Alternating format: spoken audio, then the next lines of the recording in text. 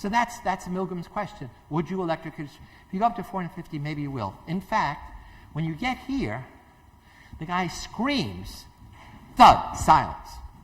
Hello, are you okay inside? He's not responding. Hello, hello. Experiment says, you must continue. I'm sorry, something is wrong. I mean, he seemed unconscious, or maybe dead. The experiment says, I'm sorry, you forgot the rule. Failure to respond is an error of omission, which is the same as an error of commission. You must continue to shock. So you step back and you do critical thinking. I'm supposed to be helping improve his memory. He's unconscious or he's dead. How can I improve his memory? So at that point, everybody quits, probably. Okay, that's the best assumption. So the question, who would go all the way to 450 volts? Milgram asked 40 psychiatrists, judges of human nature, mostly from the Yale Medical School, what percent of all American citizens would go all the way? On the average, they said 1%. Why? Sadistic behavior is done by sadistic people. Their whole training is the disposition orientation. So Milgram described a study with a little less drama than me, and they ignored the cover story, the white lab coat, the role playing, telling about contracts, the diffusion of responsibility. All of that meant nothing to them because they said sadistic behavior is done by sadists. So that is the base rate. Anything above that is going to be significant. Social psychologists say they were guilty of making what's known as the fundamental attribution error. When trying to understand behavior, when trying to attribute the cause to behavior, most of us do what they do. That is, we overestimate how much any behavior is in people, and we overestimate how much is in people, the disposition, and at the same time we underestimate the power of the situation. So my mission is to get people to stop making that error. So here's the data. This is the number of people who stopped from 0 to 28. So let's say, I guess there are 28 people in the study. Nobody stops at 285. Of 1,000 people he ran, not a single person, when you laid out this thing, said, hey, if I press that first button, clearly, why would you have 450 if nobody's going to go there? Nobody ever said, I refuse to do this study. In fact, nobody drops out to 285. And now here's that severe shock. The guy screams. Does everybody drop out? Nobody does. Wow, if you get here, you press, and 2/3 go all the way. Not 1%, 2/3. And I'm going to show you in a minute, this result is repeated over and over again. So this is really upsetting. It's upsetting to people, and so they're going to say, it's unethical research, you shouldn't do the research, and nobody wants to accept this notion that the majority can be seduced to go all the way. Why do you think if people got here, they didn't quit? At that point, you didn't know how to exit. You did all the things that usually work. You say, I refuse to go on, I'm not that kind of person, who'll be responsible, et cetera, and nothing you did is working. And you don't know how to exit from a situation with an authority figure who is constraining you. And how do you get out? You press 1, 2, 3, and you jet out of the seat. So the easiest way to go out is to do this. Shock, shock, bing, and you're out. So I think it's not that they were evil people. It's just that they were trapped in this situation. They were unaware of all these situational forces acting on them. And at this point, the best way out, the exit, the door, is 3 more buttons to push out. I told you Milgram ran 1,000 subjects. He didn't do that one thing. He had at least 16 variations. In each study, let's say he ran 50 people or so, he varied one aspect of a social situation. Like he had the experiment to not be in the room. He had the victim be next to the experimenter. He had women as participants in study 13. He had 2 authorities and 1 victim, etc. And look what you see here.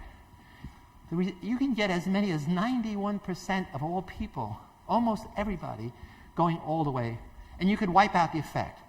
So essentially, here's the result. Most of the data, most experiments are that 2/3, 60%. But this is like, so what Milgram did is quantified evil. It's like putting a dial into human nature and say, we can get almost everybody to do this horrible thing, or we can turn it the other way and get almost everybody to refuse. How do you get 90%? In study 16, if you first see somebody like you go all the way, you go all the way. If somebody provides a model of social compliance, you go along. What happens when people resist? In study 5, if you see 2 people rebel, most people rebel. So here's the power of modeling, of people going along or people resisting. What about women? 13. Same as men. Lots of people, again, in the movie, he only uses men, because that was one of the first things. People say, a woman wouldn't do that, the nurturing, caring kind. I'm going to present data in a minute, which will not only challenge that, but turn that around. How do you remove the effect altogether? In study 1, it's 0. If the learner says, shock me, you don't do it. That's sick. You say, I'm not a sadist. That's masochistic. So if the person says, shock me, you don't do it. Okay. Now, in fact, at the end of the study, the guy comes out of the room. He shakes hand. He said, I'm a Confederate. You really didn't hurt me. But you felt guilty because you thought you did. But a lot of the critics of Milgram's experiment said, maybe people really didn't believe the guy was getting hurt. And so you went all along, even though he was screaming. In fact, it was all tape recorded. In fact, it had to be standardized for 1,000 subjects.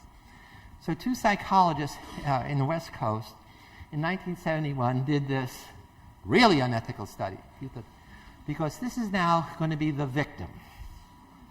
This is the little puppy that's going to be shocked. And you're going to shock him in your conditioning and learning psychology class.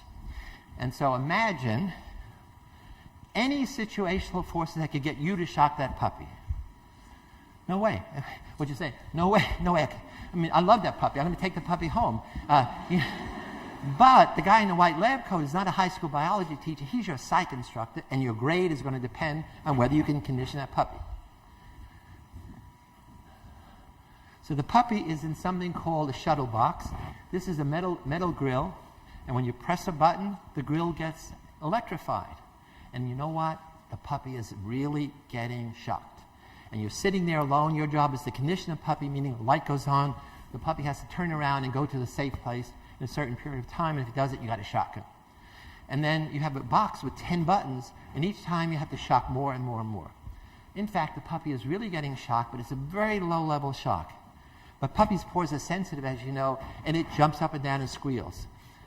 But when you increase the shock intensity, you increase the buttons, it doesn't change. It's always the same low level. But you don't know because puppies jumping up and down and so forth. And he ran 20 male students and 20 female students. And this is the result. So it's blind obedience to teacher authority.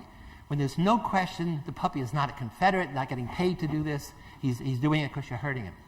Half of all the male students went all the way. 50%. And many of them are really upset at this. And the females, everyone, they're crying. I'm going to take the puppy home. I love that puppy. No way, I'm not going to do the puppy. He is great. I don't care about anything. I'm not going to do this. So how many of the 20 female students went all the way? That reads 100%, 20 out of 20, every one. Does that mean women are more evil than men? No, of course not. Grades are more important, okay? And in 1971, traditional females obeyed male authorities more than guys did.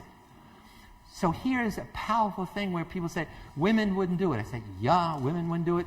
They just did it. And I'm going to show you another study which is even more horrifying. Sheridan King, who did this study, got so much flack that they never published it. So this is in the archives of American Psychological Association in 1971 because it, in fact, is one of the most unethical studies done before my study.